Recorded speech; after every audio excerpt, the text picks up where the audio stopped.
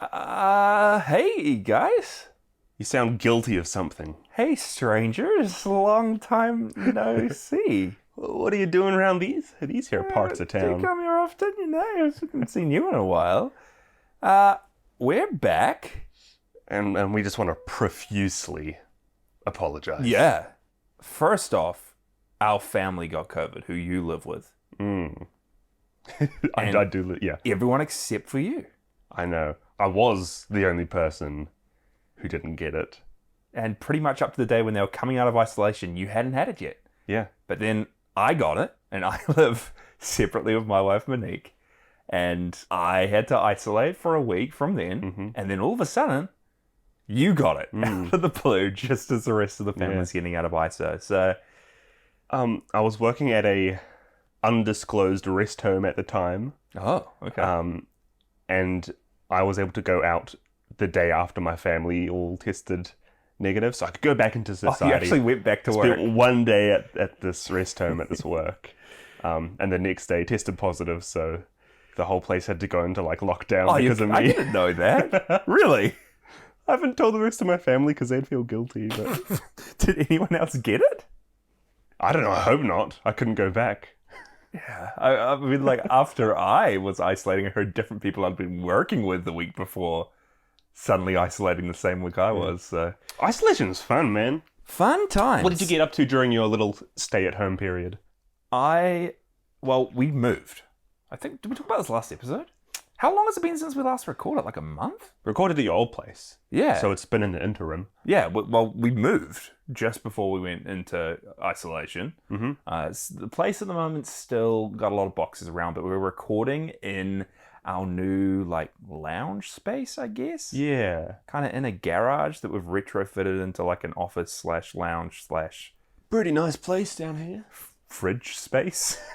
Yeah. But finally got a place to set up my, you know what did come while I was in isolation? My Mezco Godzilla Destroy All Monsters figures. And you shared those on the Discord? They're in the Discord. Mwah. They've been waiting for those since like February. Finally here. And then we binged through all of the Jurassic Park and Jurassic World movies. Yeah, what'd you think of the new one? I haven't seen it yet. Yeah, and then day after isolation, we went to the new one, and I enjoyed it. Yeah? I thought it was good. I've heard such bad things about it. I'm not a fan of the other two World movies, Jurassic Chris World Pratt. and Fallen Kingdom. Yeah.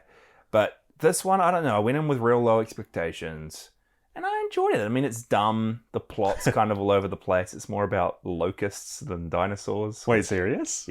Yeah. But no, it was good. It was cool having the like original trio back. Yeah. They Like Jeff returned for it, don't Goldblum they? just stole the movie for me. So I don't know. I had fun. I'm going to go see it. Do it. I'll let you know. Yeah. What did you get up to? Mostly just study assignments. I had this weird thing that happened where, because I was in the middle of study, I didn't want to start any shows because I'd get too distracted. And therefore, I got into a mindset where I treated myself by watching short Friends clips on YouTube. So I watched like the entirety of Friends in YouTube clips. And I justified it because I didn't stop and watch the actual show. So you're not watching Friends. You're not a Friends fan. No. But you've just I watched through so many shorts, dude. social media clips. Yeah. So wait, does that mean you haven't been watching like Obi-Wan? You haven't been watching seen like Obi-Wan. Miss Marvel that's come I've out? been watching that. That Okay, has 2 there we go. episodes. There's another big show that just came out, wasn't there? Stranger Things. Oh yeah, I haven't seen that. You haven't watched the new Stranger Things season? There's D&D stuff in that, isn't there? Yeah, it's real good. I've been loving it. Man, you got a lot of catching up to. Yeah, sorry, I had COVID, bro. Yeah. I was too tired to watch shows. True. Well, we're back. I've forgotten how to do this podcast, so let's just go for it.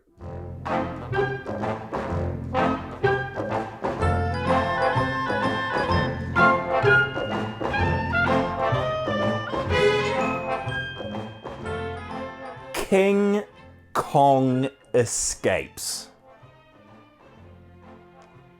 Sounds like a good movie. Yeah, I mean, What's he escaping from? exactly. What a title. What a film. This is kind of our last for a little while at least, our last like Godzilla adjacent movie. We just had Ibra Horror of the Deep last week. Mm-hmm. Godzilla. Next week, we got another Godzilla film. This one's just in the middle, and we're watching it because of a dinosaur called Gorosaurus that shows up. Yeah, this is I've said this for so many movies that they're weird ones. This is a weird one because it's technically retroactively canon, even though it's a King Kong sequel that doesn't acknowledge the previous King Kong. Yeah. And doesn't make sense. Yeah. Yeah, it's a completely different story, a completely different King Kong. But yeah, we're watching it because of something that's not King Kong. We're not watching it because of King Kong. This has just come back up. I'm surprised as well that I've still never seen the original King Kong film. Haven't you? Nah, I haven't seen any of the old school King Kongs, and we didn't watch them for the show just because they're disconnected. But I guess watching King Kong vs. Godzilla and now this, I'm very much excited to check those out at some point. Yeah, King Kong, there's been so many even recent movies with him. He's gotten much more into mainstream media now, and I guess after watching these, you do want to go through and see like where he started, what's the original like. Yeah. Because in these ones, it's a very weird incarnation of him. You can say that again. Not just visually. Okay, yeah. Well, it's based off the King Kong show, which we talked about a bit last episode, but where a boy has like a pet King Kong friend? I think so. The history of this movie, which we talked about before as well, is that Rankin Bass, the company that was creating the King Kong show, an animated show in the States, owned the King Kong license at the time, and they ended up selling the rights to Toho, asking them to make a movie. And Toho came up with a script called Operation Robinson Crusoe, King Kong versus Ibra. That's right, it's all coming back to me. Yeah, and that Rankin Bass didn't like the script. They didn't think it reflected their show. So Toho ended up not scrapping it, but then chucking Godzilla in instead. And this movie, King Kong Escapes, is what they then made while they still had the license from Rankin Bass to make a King Kong movie. So this was their final hurrah? This was, they're another chance for them to use King Kong while they still had the license. This is the last King Kong film Toho made. So, and am I correct in saying that King Kong doesn't return until the recent MonsterVerse movies? Yeah, exactly. And those aren't Toho productions. They're American productions. Yeah. Is that the official studio title? American Pictures. Yeah, but it's super interesting. It's a huge rabbit hole to go down when you look at all these licensing issues. I've got a few things to touch on later on, but let's just get into it. King Kong Escapes, 1967. Ishiro Honda's back. We didn't have him for the last movie, but he's back with this one. What was this movie about, Micah? An evil genius named Doctor Who, played by Hideo Yamamoto, has created Mechanicong, a robot version of King Kong to dig for the highly radioactive and rare element X, found only at the North Pole.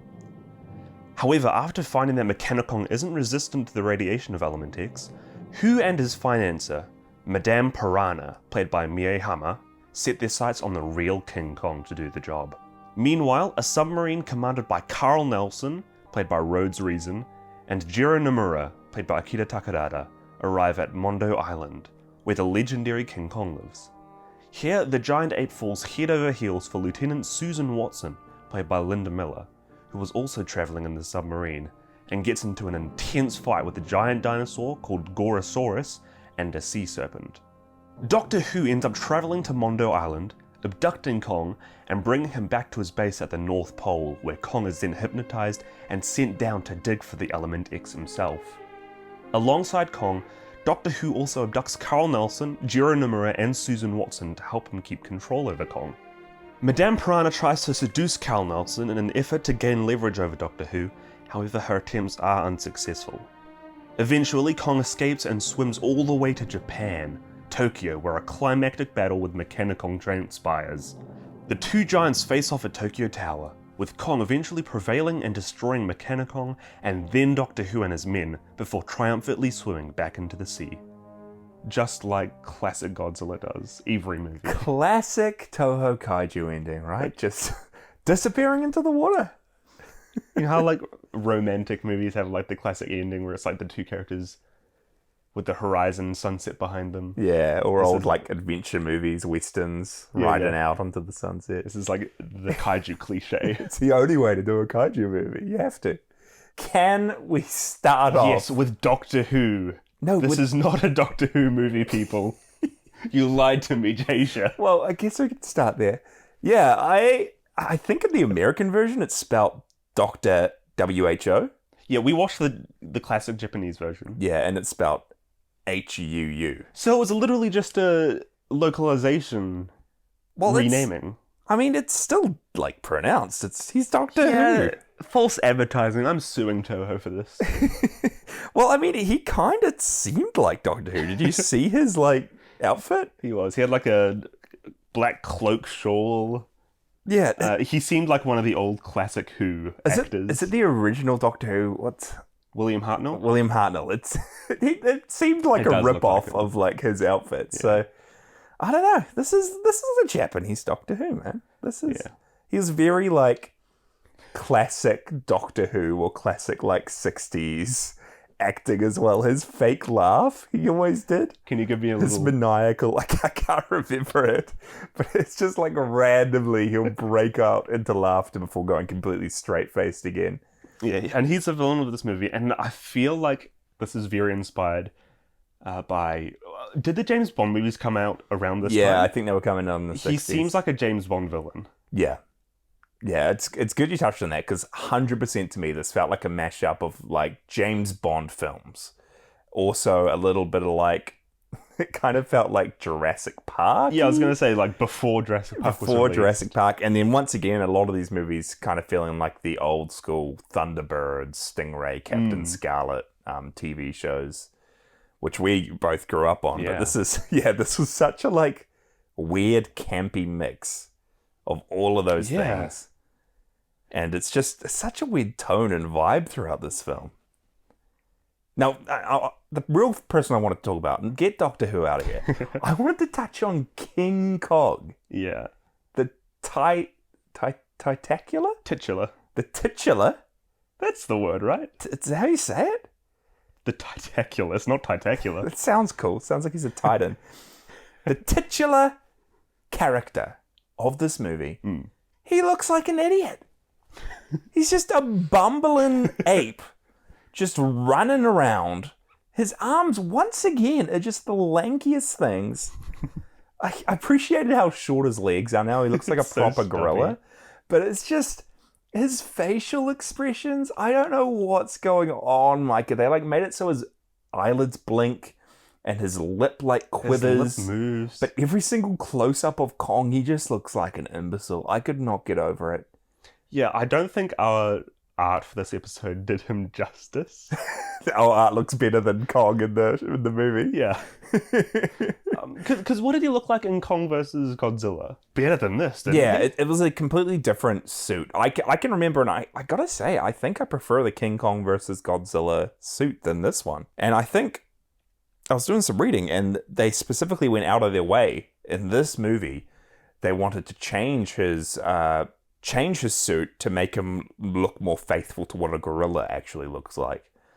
But I don't know if they pulled that off. They're calling gorillas ugly, if that's the case. I cannot get over Kong in this. Every scene, I could not take it seriously. I guess you're not meant to take this movie seriously, but... No, you're right. I'm looking back on his old design in Kong vs. Godzilla. He looks better there. Looks a bit more like monstrous. I guess this one, he looks a bit more like... like a lot of these movies, he's got a bit more personality. Yeah. Yeah, no, I agree with that. But he's just like... He's the idiot. He's like the clown. Yeah. No, absolutely. Again, he's like Lanky Kong. Yeah. And then to like mirror that, I really like the way Mechanicong looks in this. Because we're introduced to Mechanicong first in this movie. Yeah. Yeah, straight off the bat. As Doctor Who's bringing him along to dig for Element X. Yeah. That's like the vibranium of this, of the Toho-verse. They never say what it's for. They're just like, yeah, we're going to use this for weaponry. The world's rarest element. Everyone wants it. We're going to use it for things.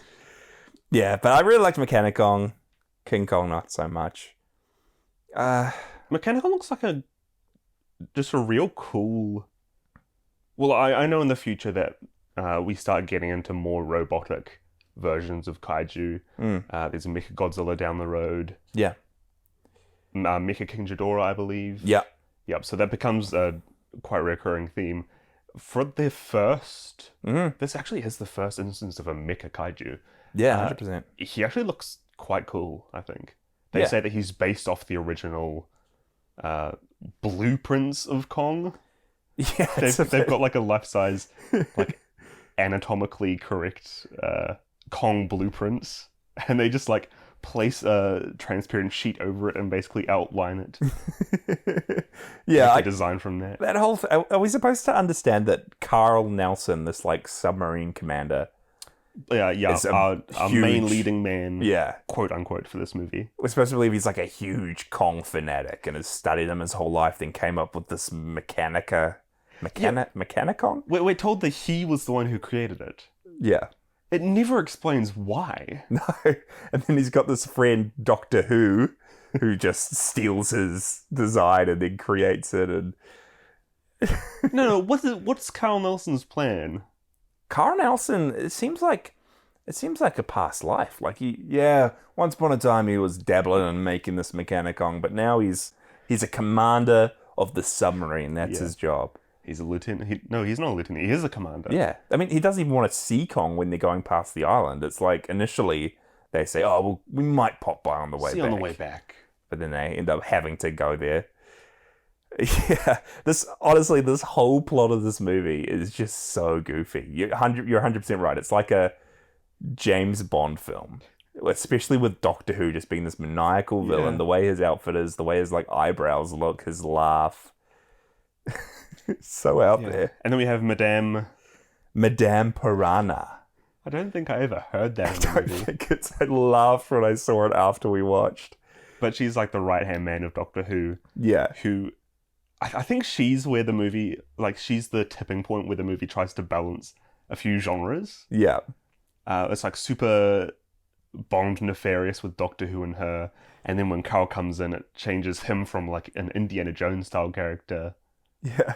Into like full James Bond trying to get him to flirt with this girl. It's such a weird like genre shift when out of the blue she like tries to seduce him. She literally brings him and says, "Are you attracted to me, Carl?" Yeah. Have a drink. You can show me the plans for Mechanicon. We can just do this, the two of us. It's so funny. Every scene as well. Madame Piranha's like switching outfits. Oh my gosh. A different dress. At some point, I'm sure she's like in a sheet. Just a sheet. Yeah. And it sounds like you're making a joke by saying that. Practically every scene, she changes. She's flirting with Carl. They take him off to like a jail cell. She walks out like a few seconds later in this sheet. Yeah. Bring them back to another room, and then she's in like a proper pink dress.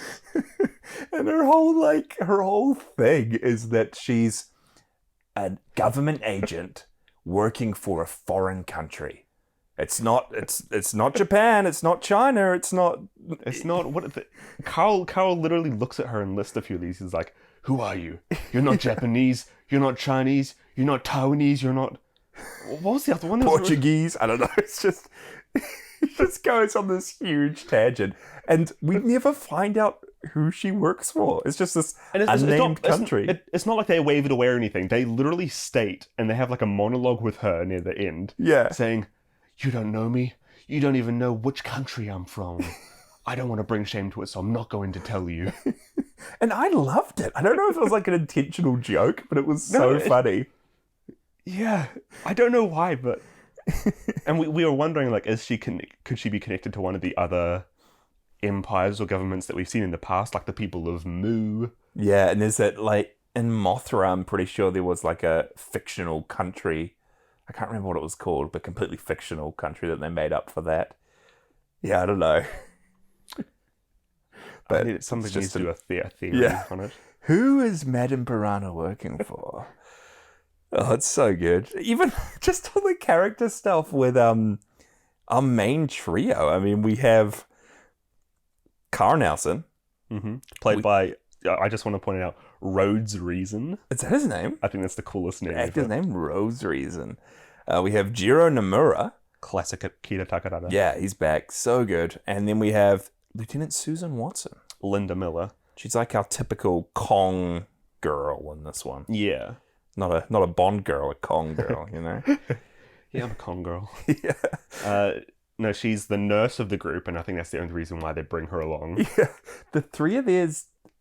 They're dynamic. The dynamic between the three of them is so funny because we find out that Jiro and Susan like each other. Yeah. And they're romantically involved. But then at the start of the movie, it seems like Carl and her are involved because he's like really close to her and he's got his arm around her. And multiple times during the movie, like Jiro and Susan will be having a conversation, but then Carl like pulls her away or hugs her and then looks He just like comes up by her side and like puts his arm around her. Yeah, Jiro's just like standing there by himself, like looking shocked. It happens so much that I thought they were going to address it as a plot point. Like a love triangle. Yeah. Susan's just a weird character. Yeah. Because they end up going to the government, the press to release news about finding Kong, which apparently didn't happen before. Very funny scene where one of them gives like a presentation about the island. This is Carl's presentation. It's Carl his big report back. Yeah. Where he talks about what's the island called again? Mongo Island.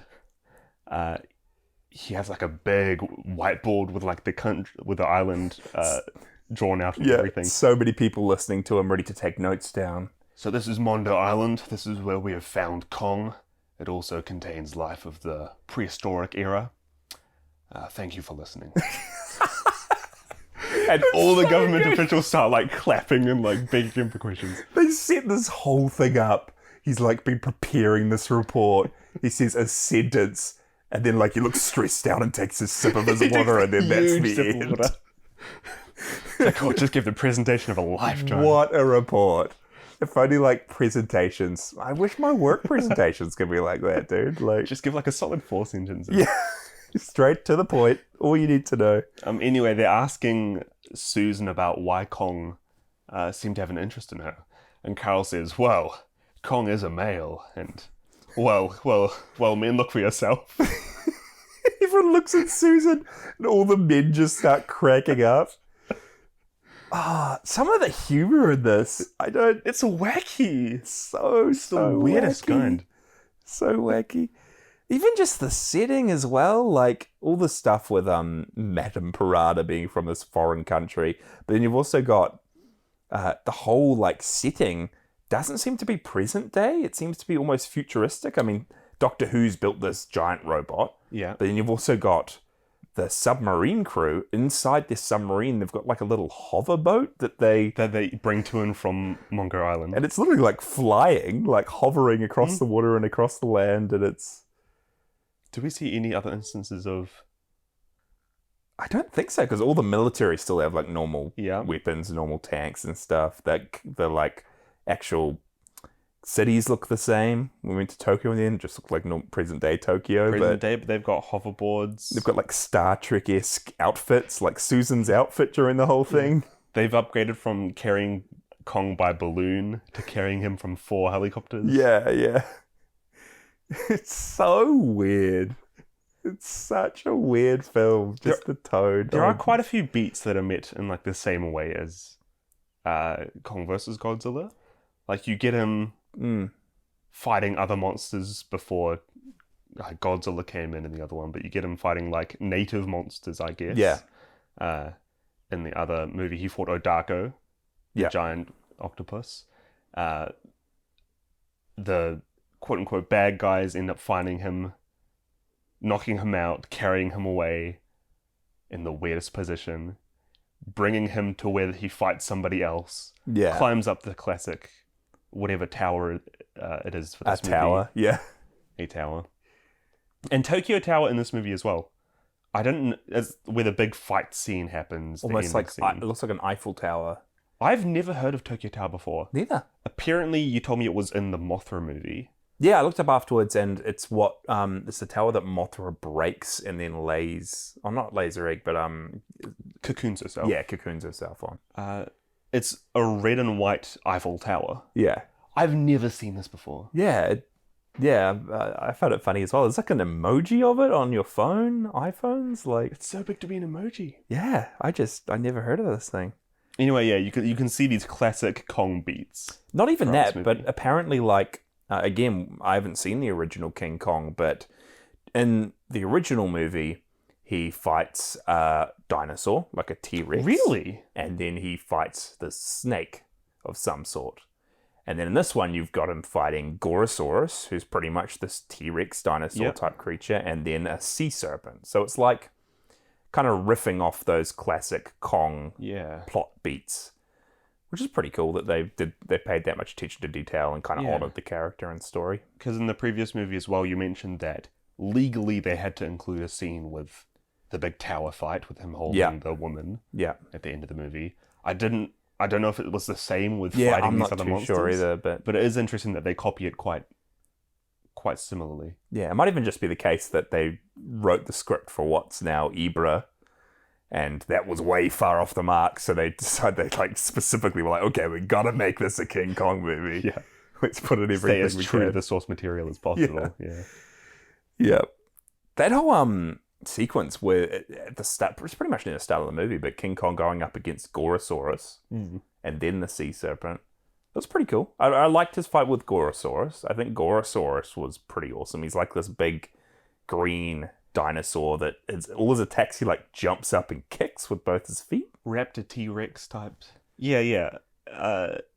He does a lot of those jump kicks. Yeah. A lot of them. Like, repeatedly, and I think it like reuses some of the same shots with that whole fight. But there was one specific one of him like grasping his claws. Yeah.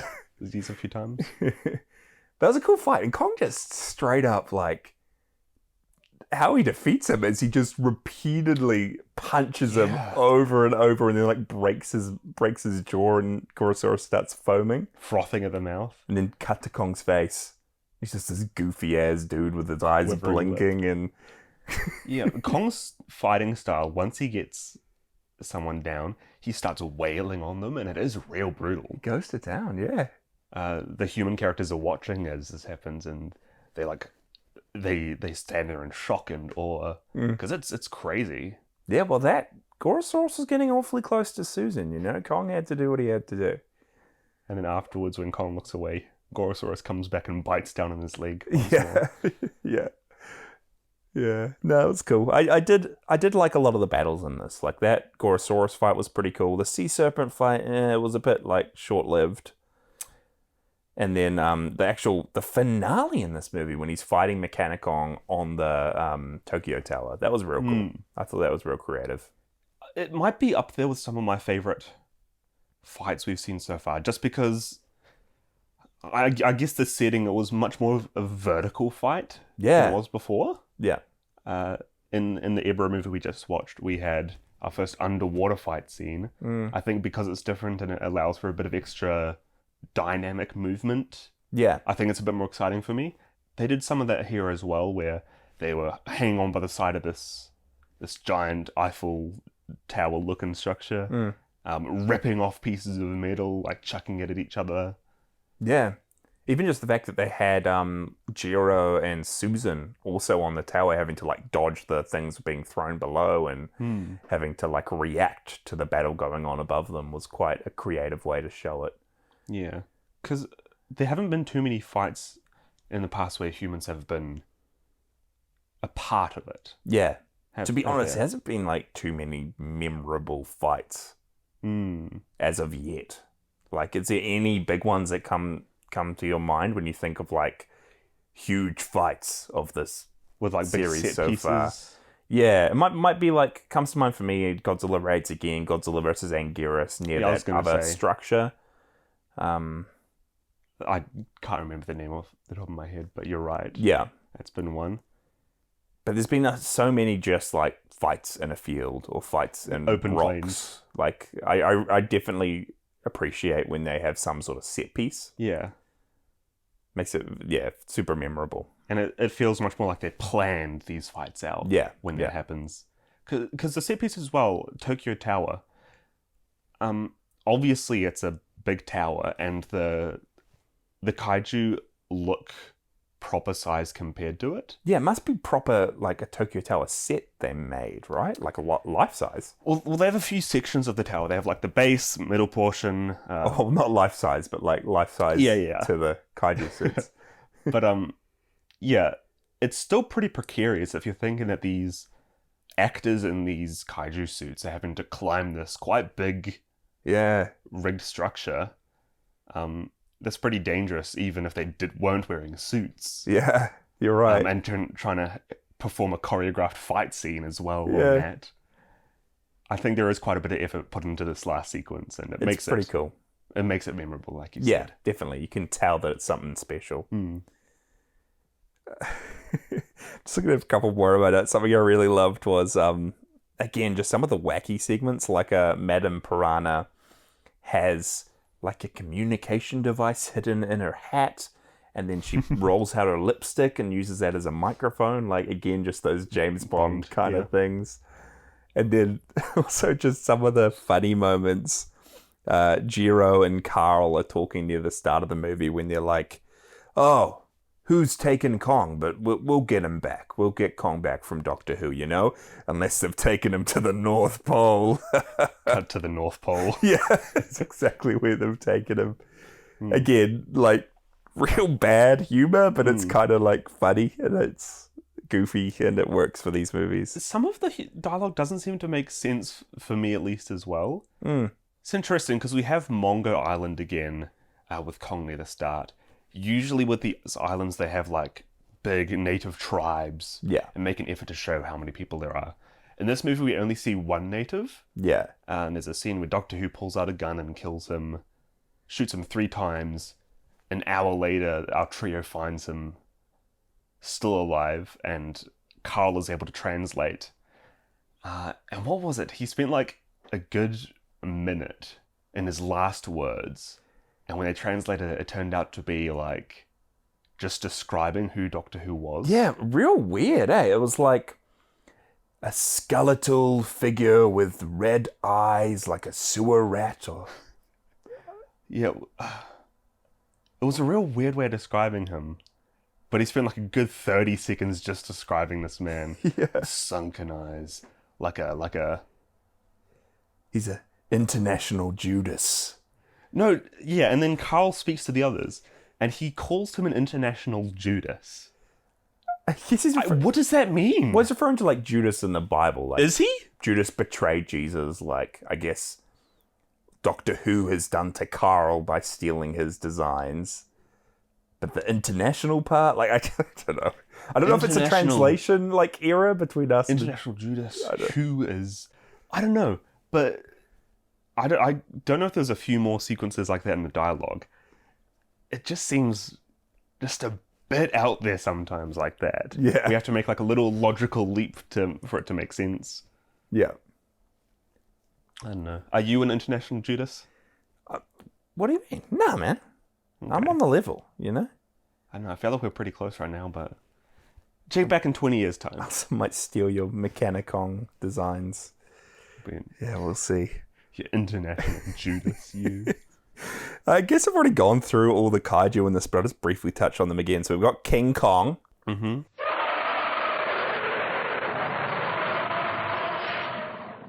And this isn't the King Kong we saw in King Kong versus Godzilla. Officially, he's known as the second generation King Kong. That's his official name? Yeah.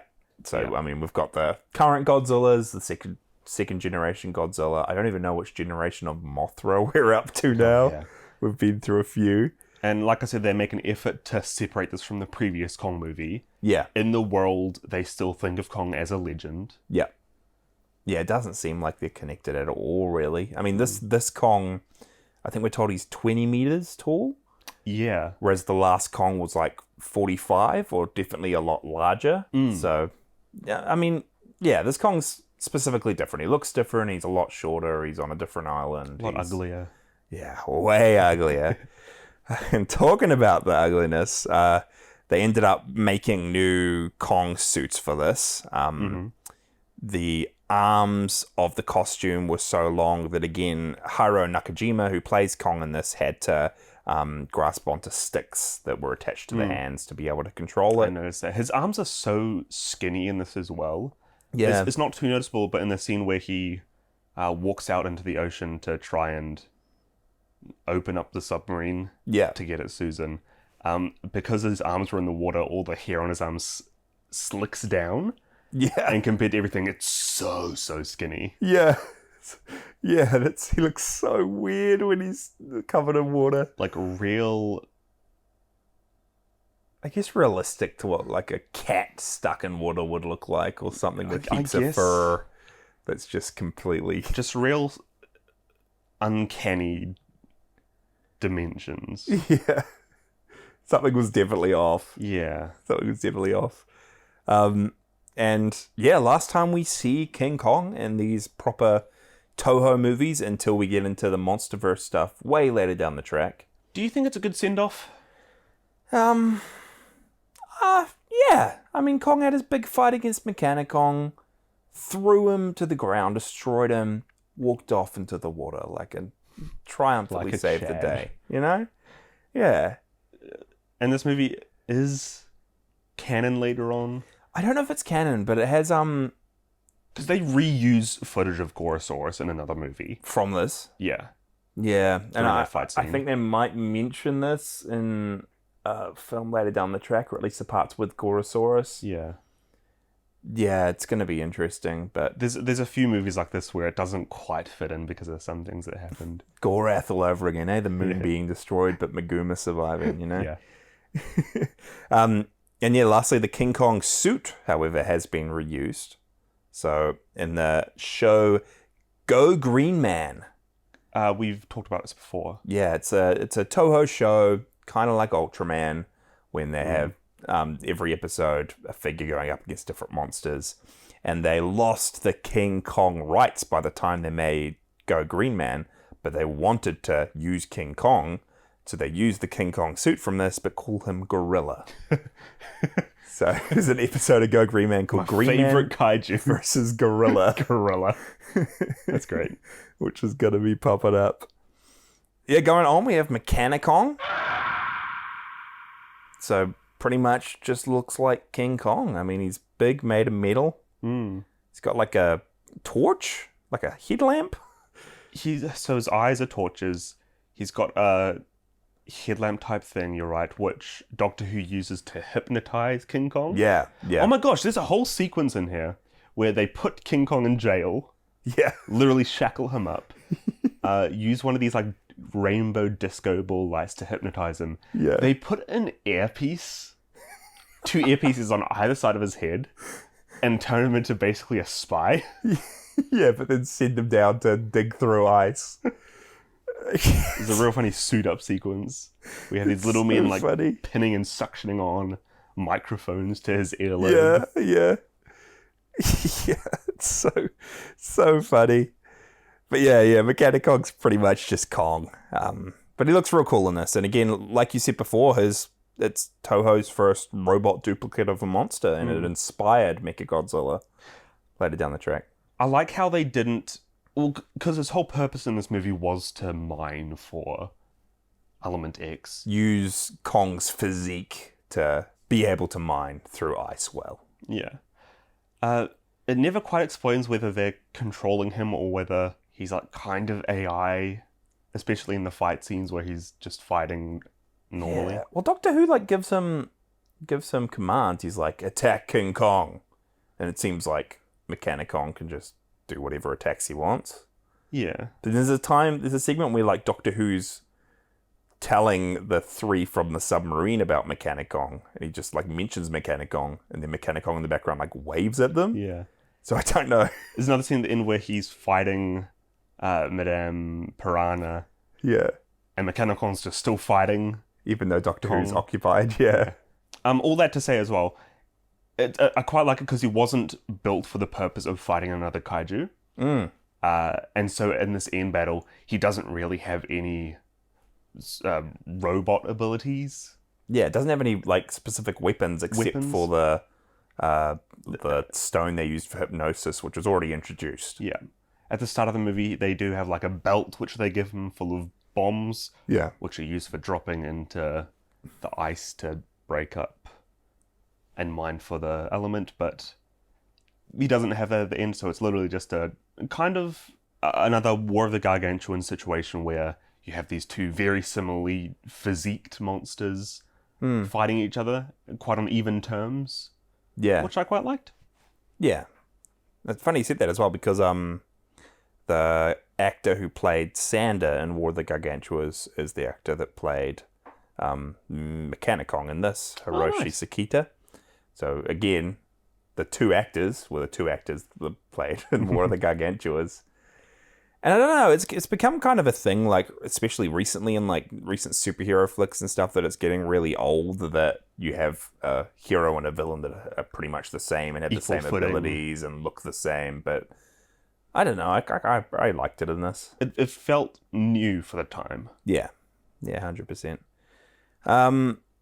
Toho actually wanted to reuse Mechanicong later down the track, so they lost the rights to King Kong. They couldn't use King Kong, but they thought that they could use Mechanicong? Use Mechanicong. So they tried to create a project where it was Godzilla versus Mechanicong, but they got into legal trouble, and then they stopped producing or Just stopped call creating him that. Mechanic-Gorilla. Yeah, there you go. Bring Gorilla into it. That's the way to go. So yeah, Mechanicong doesn't show up again. I think he showed up in some comics, but Yeah. that's about all. I feel like that could have been a cool movie. Yeah, it would have been interesting, right? Like make it a sequel to King Kong versus Godzilla, but Godzilla just finds it's a Mechanicong instead. And you would have a lot more creative freedom since Mechanicong is, or would have technically been a Toho-owned property. Yeah. Oh my gosh, imagine if Mechanicong got just as famous as King Kong. Oh man, and you have Mechanicong like slowly becoming sentient or slowly like falling for a girl, just like Kong did, and like this battle between him being controlled and him being his own. Having actual feelings for her. Yeah. My goodness, that could have been a film. We can make this, Jason. Let's make it. Gorosaurus. The dinosaur in this. The reason we watch this, he's showing up in Destroy All Monsters, the big, huge event film when you have all these monsters and kaiju from different movies we've been covering come together. So Gorosaurus shows up in that. And yeah, he's just a big old dinosaur that has a huge tail and kicks heaps. He's in it for probably like 5 minutes. Yeah. You mentioned he has like a Shin Godzilla tail. Yeah, like a real long tail that's almost like it goes above his head when it's completely up straight. Do you know if in All Monsters Attack he fights? Destroy All Monsters. Destroy All Monsters? I think so. Okay. I can't remember. To be honest, he might be in All Monsters Attack as well. Because that means there's multiple Gorosauruses. Yeah, because Gorosaurus died in this. He foamed at the mouth. Second generation Gorosaurus. Yeah. We'll see. We'll see it. But yeah, he comes back in Destroy All Monsters and also in Go Godman. So this is similar to Go Green Man. Yes. Godman goes up against him. And he's portrayed by Hiroshi Sakita. Okay. Another suit actor. Lastly, last kaiju. One that completely surprised me. I guess it surprised you too. The giant sea serpent. They don't give him a name. Even like we have the giant octopus Odako and the giant condor Okondoru. This doesn't even have a name. It's just giant sea serpent. It just comes out at the end as well. Like Yeah. the trio's on their hoverboat going towards the submarine. Look out, it's a giant sea serpent. Out of nowhere, and it for a couple seconds. Yeah. Kind of like this puppet that is supposed to be like constricting Kong, but it looks like Kong just like picks him up, throws him around his neck. wrapping it around himself.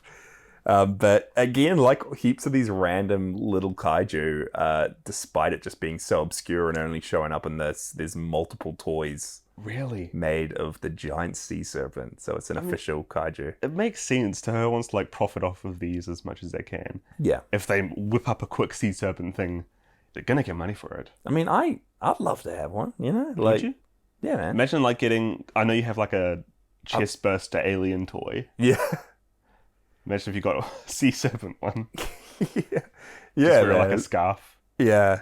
I mean, I love how they're making heaps of these obscure creatures into like collectibles. Like I still want that Matango on a little bike, man. I want a Skeleturtle. Yeah. Can't always get what we want though. We'll see. We'll see. Yeah, that's all the kaiju in this one. So do you have a favorite kaiju out of those four? Oh, Kong's so goofy. I think Gorosaurus and Sea Serpent were a bit too underutilized, so they're not up there. I want to say Mechanicong just because Kong is so goofy. Yeah. I do like the design of him as like a first mecha kaiju. I think it's a good starting point. Yeah, I'm with you. To be honest, I really liked Gorosaurus. Like I did like how they didn't just make him a basic dinosaur, and they actually gave him some characteristics, like he's green, his tail's different, his fighting style's different. He's not just biting, he's kicking like a kangaroo or something. Like I love how you started that off with, he's not just a dinosaur. He's just green. Yeah, you know?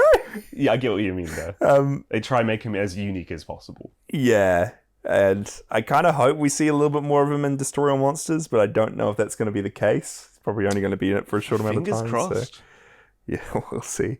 But Favorite human character. Human character-wise, I really liked Madame Piranha. I'm on the same page as you. Honestly, she stuck out as like the character in this movie. Just her initially working with Doctor Who, and then we find all the stuff that she's working for a secret foreign country, and then she kind of goes rogue and tries to betray Doctor Who and make different deals, and then ends up helping the team, and then trying to stop Mechanicong, and then facing Doctor Who. In the end, sadly, she gets killed by Doctor Who, shot multiple times. I loved her death acting as well, like Bang. suddenly tilting her head to each side with every shot. Yeah. But she ended up, I guess it's up to her that Kong ended up succeeding, right? Because she like deactivated Mechanicong. Yeah, pulled out a bunch of plugs at the end, stopping the transmission to him. But I loved her, and just like all her weird dialogue, and just the fact she was literally wearing different costumes every single scene. Now, played by Mie Hama, she plays her so well. I think the reason I like her so much is from the start, she's just seen as like a government person funding Doctor Who. Yeah. But you can always tell that she's got like a slight upper hand. Yeah, there's like a bit more to her than you think always. Yeah. You can tell that in any scene, she has more control over the situation. Even though she's in like a totally hostile environment, she's still like hiding a gun, hiding a little lipstick transmitter in her bag. She's got something up her sleeve. She's got 5 outfits up her sleeve. Yeah. And the fact that she becomes good as well. Yeah, it's cool. That. It's a cool character. Really great acting. I think the actress did she's perfect for these kind of movies. Is she in any other ones? I don't know. We'll have to find out. Let me check that real I quick. hope so. Oh, she was in King Kong vs. Godzilla. Was she really? Who was she? Oh, wow. As Fumiko. She was Fumiko. I can't remember that name too much. I think she was the leading lady in that movie. Yeah, I think so too. Yeah. That's funny. I think we liked her in that movie as well. Yeah. No, she's really great. She's really cool. Other than everything I've mentioned, I don't actually know if I've got too many other bits of trivia for this, except for the fact that, they very much so took a lot of the plot beats from different King Kong movies. The King Kong show is where Mechanicong actually came straight from. So even though we said before Mechanicong doesn't really show up again, he was before this in the King Kong show. And just to clarify, was that an animated show? Animated American TV show, Okay. yeah. Same with Doctor Who. Doctor Who was the villain in that. So, yeah, funny stuff. Even the way Kong kills Gorosaurus in this by splitting his mouth apart is the same way that Kong kills the Tyrannosaurus in the original King Kong. So, Toho very much so just went for all these homages to... Trying to stay faithful to it. Yeah, stay faithful to everything that came before. Yeah. King Kong escapes. So tell me again, what does he escape from? I mean, I looked at you like midway through this when he's running out of the like South Pole base or North Pole base Pole or the base.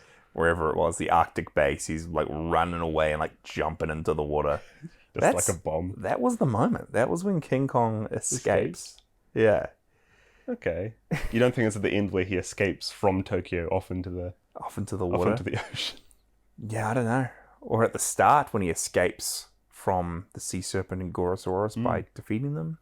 Okay, real quick as well, because he escapes from this movie. Yeah, Technically, he's still around in the Godzillaverse, I guess. true. You've seen a few more King Kong movies. I've only seen the MonsterVerse ones that you haven't. Okay, would this... I guess there are 3 different... No, that means there are 4 different iterations of King Kong then. In this, Godzilla kind of sphere. Yeah. How does this rank compared to the other Kongs you've seen? Like the other character of Kong? Yeah. Well, I mean, I've only seen King Kong in King Kong vs. Godzilla. Yeah. Kong in this, and then... There's Kong Skull Island, which is a different King Kong. And it's the same Kong in that as in... No, it isn't. Godzilla vs. Kong.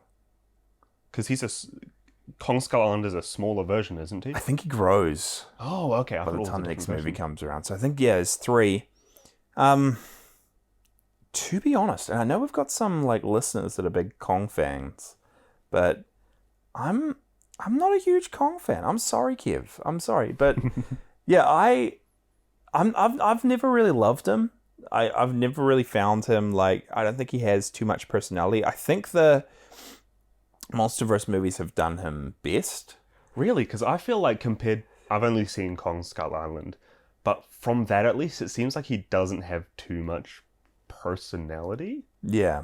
They show a little bit of the human side of him, especially when interacting with the lady character in those movies. But I feel these early Godzilla variations have like a bit more quirkiness to them. Definitely quirky, but I don't know. I think like the things I do love about Kong is just that connection with him and someone else, normally a woman in these films. And in the newer movies, especially Godzilla vs. Kong, I feel they have that connection done really, really well. So it actually humanizes Kong quite a bit. Yeah. Whereas in this and King Kong vs. Godzilla, the connection's so shallow. And it literally just feels like Kong's got a fixation on women for some reason. He's got a fixation on her and suddenly can understand all her commands and knows Japanese. And that connection to humanity doesn't really come across when it's only with the girl and no one else. Yeah. So it's very much like he's just a big old monster in these, whereas I think the later ones do let you connect with him a bit more. Okay, I'm looking forward to that. But yeah, I'm looking forward to them. I'm also looking forward to, I guess we'll just save them for the show at some point. We'll do the King Kongs. Yeah, I don't know. The original ones would be cool to have a look at. What did you think about the film King Kong Escapes? What did you think? Are you asking for my rating? Yeah, what did you think? And how many unspecified foreign countries would you give this film out of 5? This movie did feel quite safe. Especially coming off the last Kong versus Godzilla. Is it Kong versus Godzilla or Godzilla versus Kong? King Kong versus Godzilla. King Kong versus Godzilla. Yeah. It hit, like we said, quite a few of the same beats as that. I felt like it was a detriment doing that again in this movie. I don't know if it's coming off of Ebra. They wanted to try stick as close to home as possible. It's nice to see those homages, but it comes across like The Force Awakens did, and even the new Jurassic World, where like it's almost a rehash of the original, to the point where it's a detriment to it because of that. Characters weren't too compelling, except for Madame Piranha. I really loved the final fight. I think that was the standout point of this movie. If you're gonna watch it, I think watch it for that. Yeah, because it is a real cool fight. Just having like a set piece and a real famous set piece of Tokyo Tower at that, where a quite nicely choreographed fight scene is based around, and like you said, the humans are an integral part of that battle as well, with some of them like falling off the side and having to journey to like save each other from the rubble. How many unspecified countries? I'll give it 2 out of 5. 2 out of 5. Yeah, 2 unspecified countries. 2 out of 5 unspecified foreign countries. Okay. Okay. Flip, that's pretty low. I honestly had a lot of the same thoughts. A lot of this movie, the pacing is just so weird, and the tone is just so weird. Like, the genre flips. Yeah, some of the characters worked. Like, I loved it in Madame Piranha's case, a lot of the like campy elements, but then in Doctor Who's case, I feel like he was just so over the top that he was really lame and didn't work.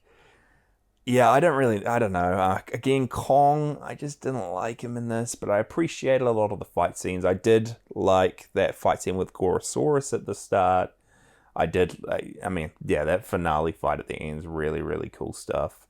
It was a nice mix where we pretty much spent half of the movie with the human characters and half of it with like Kong. Like you're not spending a lot of time with one party and then a lot less with the other. It's a nice way to do it. And it never feels like one side is totally disassociated with the other as well. Yeah. And I mean, I also appreciate, like, a lot of these movies, it just tries to do a huge military battle at the end. Whereas in this, sure, the military showed up, but they didn't really do anything, and they weren't a big part of it. And they were just able to be a bit more creative with the finale. But yeah, I didn't love this one. I appreciated aspects of it, but I'll probably give it 2.5 out of 5 unspecified foreign countries. How do you have half an unspecified country? You know, I mean, the north and south of the unspecified country, you know, the east and west. So which part didn't you like? I don't know. Are you going up against the Westerners? This is unspecified. I can't tell you. Okay. I can't share with you what this foreign country is or how they separate their borders. Okay. We have some comments and reviews from those of you in our Discord. Again, thank you so much for sharing these with us. Really love hearing your thoughts. Yeah, it's so cool hearing you reading these after we've come back from watching the movie. Yeah. I always have such a fun time. Really cool. We got one from ITNO Dove, or I think it might be Itno Dove. Hold up, let me see. Itno Dove, yeah. Itno Dove. Itnod Ove. It nod ove. Yeah, we'll go with that one. But yeah, thanks for joining the Discord, man. Welcome. It's good to have you in there. But he says, a fun film where the main highlight is the hammy villain Doctor Who. King Kong is still as ugly as the prior Toho film, but he has character, and Mechanicong makes up for his poor appearance. I enjoyed the fight between Mechanicong and King Kong, but the overall plot was fairly dull. Linda Miller did an admirable job, as she was typically a model, not an actor. So I think that was the actress of Susan in this? Yeah, that's interesting. And he says, not one of the best Showa films, but still at least enjoyable. I'll give King Kong Escapes a 2.5 out of 5. That's interesting. So yeah, Doctor Who worked for him. I guess he's memorable. Is this one of your... Might be my favorite Doctor Who movie of all time. What do you think? In terms of movies, yeah. Good point. About the plot, yeah, what is the overarching plot of this movie? I guess it's just people trying to take and hypnotize Kong to get an element. Yeah. Which then doesn't work and he goes on a rampage. To be honest, you didn't really need the submarine crew at all. No. Like, you could just have Kong. I mean, he broke the hypnosis by himself. There's a few plot holes, but... Yeah, it's a bit all over the place. Also have a comment here from Pop Fenton, who said, Mechanicong definitely helps make up for Toho's Kong costumes. There's a lot of miniature work I really enjoyed in it. Also, Amamato's just straight-up Silver Age supervillain performance is amazing. That cape and hat combo with those eyebrows. You mentioned the eyebrows while watching. Yeah, Doctor Who. Big O says, King Kong Escapes might be the worst King Kong movie. It's still fun and bonkers, but not as much as it could have been. My thoughts on this are a lot shorter since I haven't seen this film in a fat minute, but I stand by my rating that it's a 2 out of 5 film. Not good, but not terrible. Also, Gorosaurus is peak retro dino. And then lastly here, we just have a letterboxd review from Kev, who says, not the best script, not the best dub, not the best movie, but the Kong suit is so comically bad, and the Mechanicong suit is so good, and the story is so fun, and Doctor Who is hamming it up in that perfect way. That cape. Loved the way this movie bent over backwards to hit Kong's story landmarks and the brutal and abrupt finale. 3.5 out of 5 from Kev. Would you recommend people watch this movie?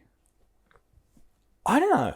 Like, even though we didn't give it a great rating, I still enjoyed it. Like, Yeah. again, I think for people that just enjoy these kind of films, monster movies, or especially this feels very much of the times, like the late 60s. Yeah. Everything else coming out around this time, this very much feels in that vein. So if you like old school sci-fi stuff, especially just like you said, just watch that last finale sequence. Like, that fight's real cool. Yeah. It seemed like that stuck out to a lot of people. Next episode, we have a doozy. And we also have a guest joining us on the show.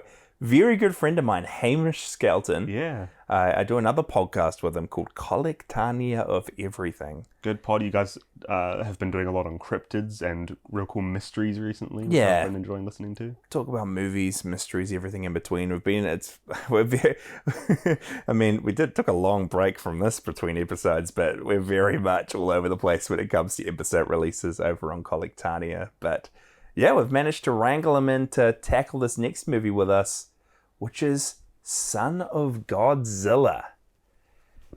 A favorite film of mine from our childhood years. So I feel like I can already guess your rating of it well, I want to... from since I watched it with you like a decade and a half ago. We'll see.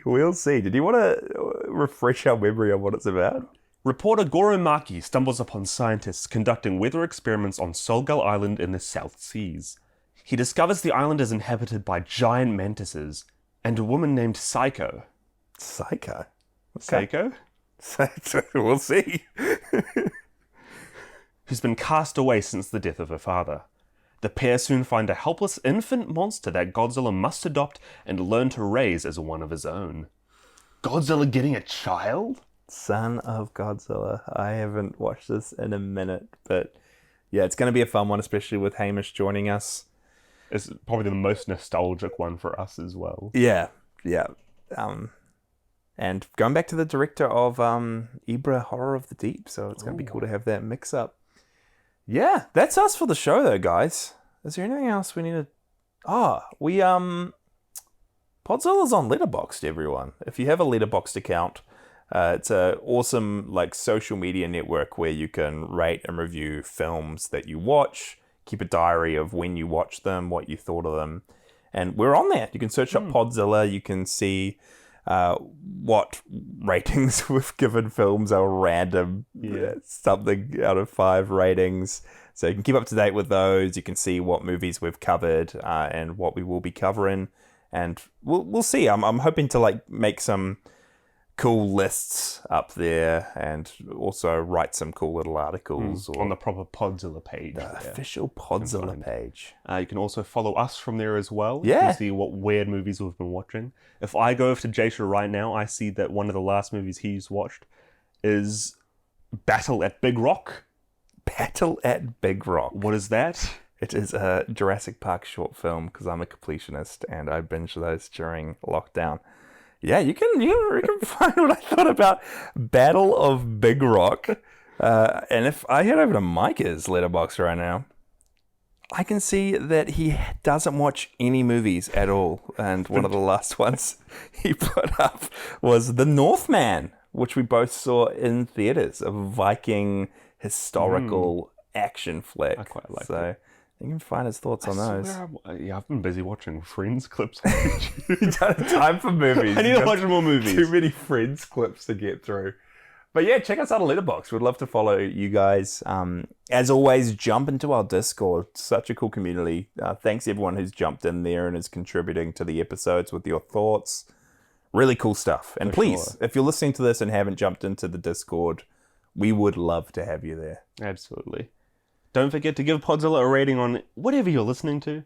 And anything you're not listening to it on. Yeah, flip. You're listening on Spotify, drop us a review on Apple Podcasts. Why not? Switch it up, Jump over to Stitcher or Amazon Podcasts, Google Podcasts. I don't know, search up the most niche podcast listening, give us a rating on there. We're going to be the highest rated podcast on like this random ass platform. Yeah, thanks to everyone who's done that. We see it and we really, really appreciate your comments and your support. But that is us. We will be back with Son of Godzilla sooner than you know. We're going to try and get back to our schedule. So this is randomly releasing on a Saturday, I think. So we'll be back, not next Wednesday, but the Wednesday after that. So we'll get back into the groove. That's right. And as King Kong would end an episode of Podzilla if he were here. I am stupid monkey. I support Podzilla. Yeah. I don't know what I was expecting. Is that what you wanted? Are you happy? That's good. Print it, release it. We'll see you guys next bye week. That's been Podzilla with your hosts, Jasha and Micah Drake. Follow along on our socials at PodzillaPod and jump into our Discord via the link in the show notes. Huge thank you to Cassie Celine who did our podcast art and Degora9898 who did our episode thumbnail. Let's go. And just a disclaimer that any musical sound effects used in this episode belong entirely to the Toho Company. See you guys next episode.